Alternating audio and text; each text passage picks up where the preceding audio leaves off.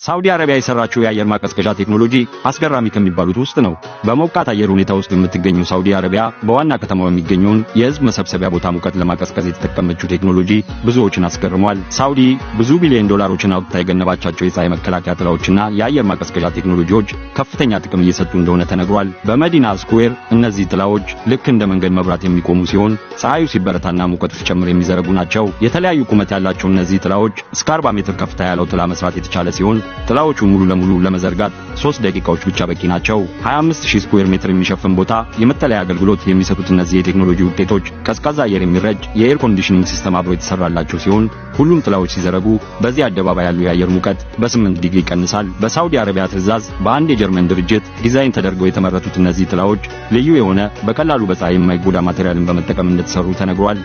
እነዚህ ጥላዎች የከተማዋን ነዋሪ ከፀሐይ ከመከላከል አልፈው የሳውዲ ቱሪዝም ምንጭ እንደሆኑ ለማወቅ ተችሏል።